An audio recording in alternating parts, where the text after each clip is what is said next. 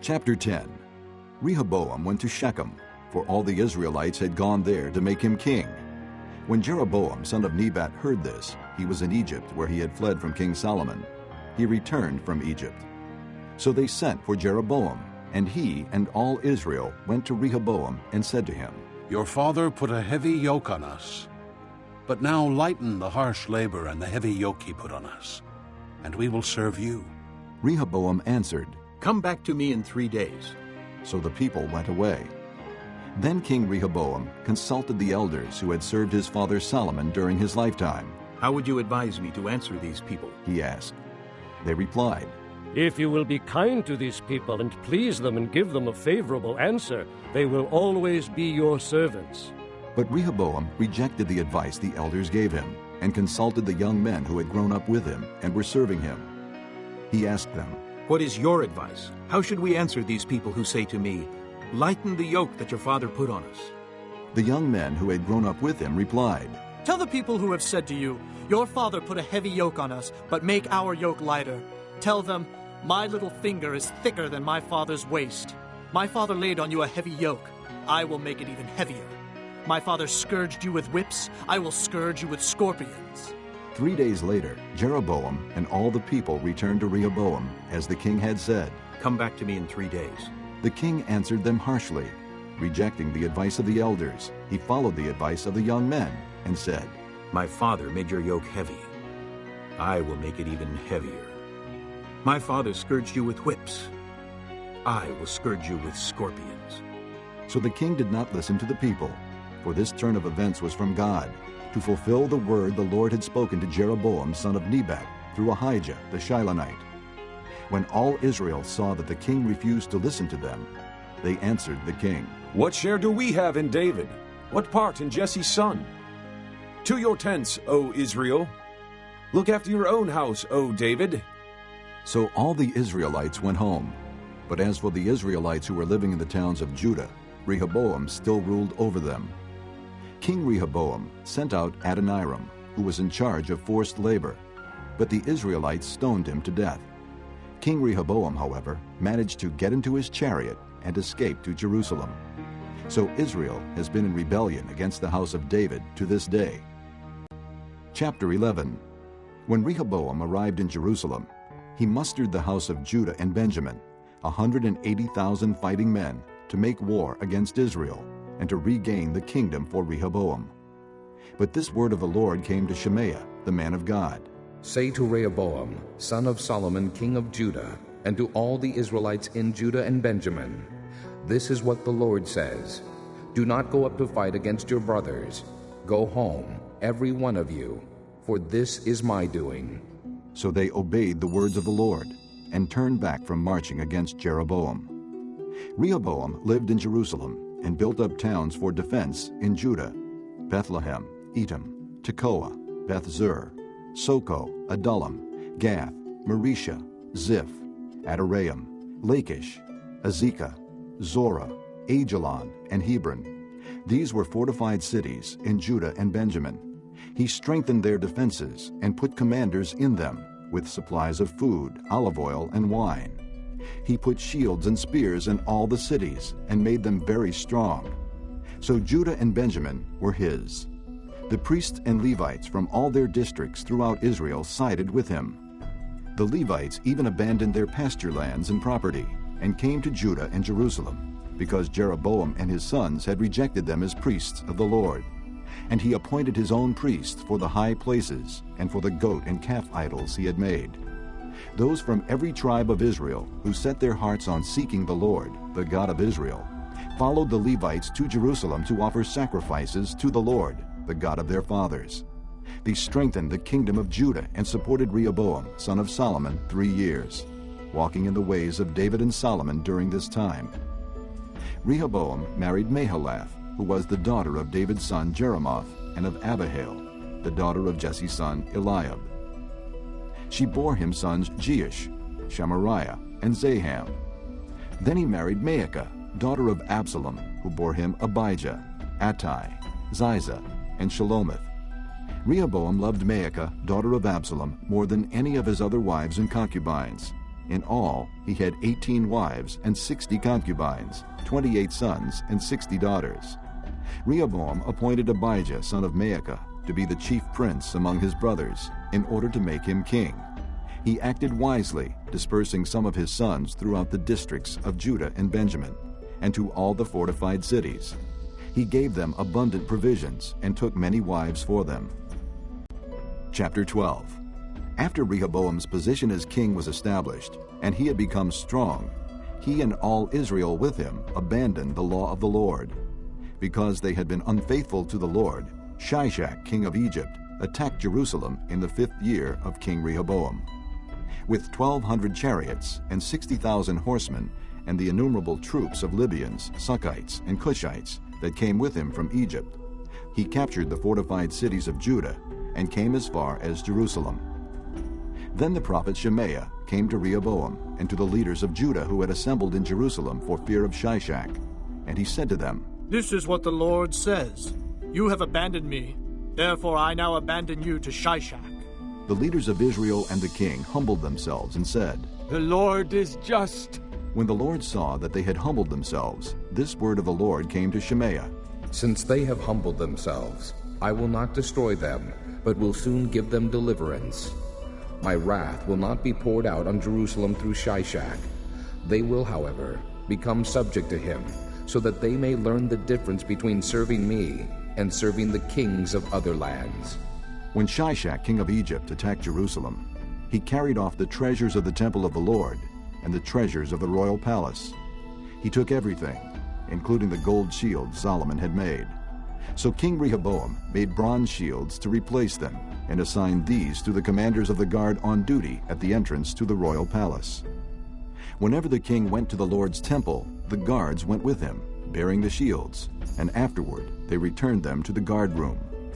Because Rehoboam humbled himself, the Lord's anger turned from him, and he was not totally destroyed. Indeed, there was some good in Judah. King Rehoboam established himself firmly in Jerusalem and continued as king. He was 41 years old when he became king, and he reigned 17 years in Jerusalem, the city the Lord had chosen out of all the tribes of Israel in which to put his name. His mother's name was Naamah. She was an Ammonite. He did evil because he had not set his heart on seeking the Lord. As for the events of Rehoboam's reign, from beginning to end, are they not written in the records of Shemaiah the prophet and of Iddo the seer that deal with genealogies? There was continual warfare between Rehoboam and Jeroboam. Rehoboam rested with his fathers and was buried in the city of David, and Abijah, his son, succeeded him as king. Chapter 13. In the 18th year of the reign of Jeroboam, Abijah became king of Judah, and he reigned in Jerusalem 3 years. His mother's name was Maacah, a daughter of Uriel of Gibeah. There was war between Abijah and Jeroboam. Abijah went into battle with a force of 400,000 able fighting men, and Jeroboam drew up a battle line against him with 800,000 able troops. Abijah stood on Mount Zemaraim in the hill country of Ephraim and said, "Jeroboam and all Israel, listen to me. Don't you know that the Lord, the God of Israel, has given the kingship of Israel to David and his descendants forever by a covenant of salt? Yet Jeroboam, son of Nebat, an official of Solomon, son of David, rebelled against his master. Some worthless scoundrels gathered around him and opposed Rehoboam, son of Solomon, when he was young and indecisive and not strong enough to resist them. And now you plan to resist the kingdom of the Lord, which is in the hands of David's descendants. You are indeed a vast army and have with you the golden calves that Jeroboam made to be your gods. But didn't you drive out the priests of the Lord, the sons of Aaron and the Levites, and make priests of your own, as the peoples of other lands do? Whoever comes to consecrate himself with a young bull and 7 rams may become a priest of what are not gods. As for us, the Lord is our God, and we have not forsaken him. The priests who serve the Lord are sons of Aaron, and the Levites assist them. Every morning and evening they present burnt offerings and fragrant incense to the Lord. They set out the bread on the ceremonially clean table and light the lamps on the gold lampstand every evening. we are observing the requirements of the Lord our God. But you have forsaken him. God is with us. He is our leader. His priests with their trumpets will sound the battle cry against you. Men of Israel, do not fight against the Lord, the God of your fathers, for you will not succeed. Now Jeroboam had sent troops around to the rear, so that while he was in front of Judah, the ambush was behind them. Judah turned and saw that they were being attacked at both front and rear. Then they cried out to the Lord. The priests blew their trumpets, and the men of Judah raised the battle cry. At the sound of their battle cry, God routed Jeroboam and all Israel before Abijah and Judah. The Israelites fled before Judah, and God delivered them into their hands. Abijah and his men inflicted heavy losses on them, so that there were 500,000 casualties among Israel's able men. The men of Israel were subdued on that occasion, and the men of Judah were victorious because they relied on the Lord, the God of their fathers. Abijah pursued Jeroboam and took from him the towns of Bethel, Jeshanah, and Ephron, with their surrounding villages. Jeroboam did not regain power during the time of Abijah, and the Lord struck him down, and he died. But Abijah grew in strength. He married 14 wives and had 22 sons and 16 daughters. The other events of Abijah's reign, what he did and what he said, are written in the annotations of the prophet Iddo. Chapter 14. And Abijah rested with his fathers, and was buried in the city of David. Asa, his son, succeeded him as king, and in his days the country was at peace for 10 years. Asa did what was good and right in the eyes of the Lord his God. He removed the foreign altars and the high places, smashed the sacred stones, and cut down the Asherah poles. He commanded Judah to seek the Lord, the God of their fathers, and to obey his laws and commands. He removed the high places and incense altars in every town in Judah, and the kingdom was at peace under him. He built up the fortified cities of Judah, since the land was at peace. No one was at war with him during those years, for the Lord gave him rest. Let us build up these towns, he said to Judah, and put walls around them with towers, gates, and bars. The land is still ours, because we have sought the Lord our God. We sought him, and he has given us rest on every side. So they built and prospered. Asa had an army of 300,000 men from Judah, equipped with large shields and with spears, and 280,000 from Benjamin, armed with small shields and with bows. All these were brave fighting men.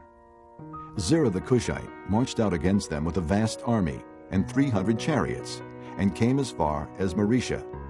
Asa went out to meet him, and they took up battle positions in the valley of Zephathah near Mareshah. Then Asa called to the Lord his God and said, Lord, there is no one like you to help the powerless against the mighty. Help us, O Lord our God, for we rely on you. And in your name we have come against this vast army. O Lord, you are our God. Do not let man prevail against you. The Lord struck down the Cushites before Asa and Judah. The Cushites fled, and Asa and his army pursued them as far as Gerar. Such a great number of Cushites fell that they could not recover. They were crushed before the Lord and his forces. The men of Judah carried off a large amount of plunder. They destroyed all the villages around Gerar, for the terror of the Lord had fallen upon them. They plundered all these villages, since there was much booty there. They also attacked the camps of the herdsmen, and carried off droves of sheep and goats and camels. Then they returned to Jerusalem. Chapter 15. The Spirit of God came upon Azariah, son of Oded. He went out to meet Asa, and said to him, Listen to me, Asa, and all Judah and Benjamin. The Lord is with you when you are with him. If you seek him, he will be found by you.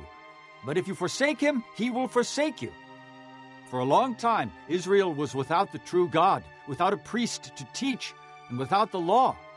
But in their distress they turned to the Lord, the God of Israel, and sought him, and he was found by them. In those days it was not safe to travel about, for all the inhabitants of the lands were in great turmoil. One nation was being crushed by another, and one city by another, because God was troubling them with every kind of distress. But as for you, be strong, and do not give up, for your work will be rewarded. When Asa heard these words and the prophecy of Azariah son of Oded the prophet, he took courage. He removed the detestable idols from the whole land of Judah and Benjamin, and from the towns he had captured in the hills of Ephraim. He repaired the altar of the Lord that was in front of the portico of the Lord's temple. Then he assembled all Judah and Benjamin, and the people from Ephraim, Manasseh, and Simeon, who had settled among them, for large numbers had come over to him from Israel, when they saw that the Lord his God was with him. They assembled at Jerusalem in the 3rd month of the 15th year of Asa's reign. At that time they sacrificed to the Lord 700 head of cattle, and 7,000 sheep and goats from the plunder they had brought back. They entered into a covenant to seek the Lord, the God of their fathers, with all their heart and soul. All who would not seek the Lord, the God of Israel, were to be put to death, whether small or great, man or woman. They took an oath to the Lord with loud acclamation, with shouting and with trumpets and horns. All Judah rejoiced about the oath because they had sworn it wholeheartedly. They sought God eagerly, and he was found by them. So the Lord gave them rest on every side. King Asa also deposed his grandmother Maacah from her position as queen mother because she had made a repulsive Asherah pole. Asa cut the pole down, broke it up, and burned it in the Kidron Valley. Although he did not remove the high places from Israel, Asa's heart was fully committed to the Lord all his life. He brought into the temple of God the silver and gold and the articles that he and his father had dedicated. There was no more war until the 35th year of Asa's reign. Chapter 16. In the 36th year of Asa's reign, Baasha, king of Israel, went up against Judah and fortified Ramah to prevent anyone from leaving or entering the territory of Asa, king of Judah. Asa then took the silver and gold out of the treasuries of the Lord's temple and of his own palace, and sent it to Ben-Hadad, king of Aram, who was ruling in Damascus. "Let there be a treaty between me and you," he said, "as there was between my father and your father. See, I am sending you silver and gold. Now break your treaty with Baasha, king of Israel, so he will withdraw from me." Ben-Hadad agreed with King Asa and sent the commanders of his forces against the towns of Israel. They conquered Ijon, Dan, Abel-Maim, and all the store cities of Naphtali.